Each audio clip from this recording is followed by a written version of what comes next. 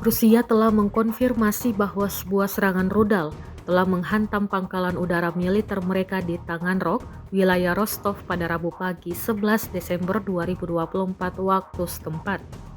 6 rudal ATAMS yang disuplai oleh Amerika Serikat diluncurkan pasukan Ukraina dalam serangan yang sangat terarah ini. Meski otoritas Rusia menyatakan bahwa semua rudal tersebut berhasil dicegat oleh sistem pertahanan udara, puing-puing dari hulu ledak yang terintersepsi masih menyebabkan luka-luka di antara personel yang berada di lokasi. Serangan ini menimbulkan kerusakan kecil pada 2 bangunan di zona teknis pangkalan udara dan 3 kendaraan militer. Mobil sipil yang terparkir di dekat lokasi juga rusak akibat serpihan, ungkap Kementerian Pertahanan Rusia.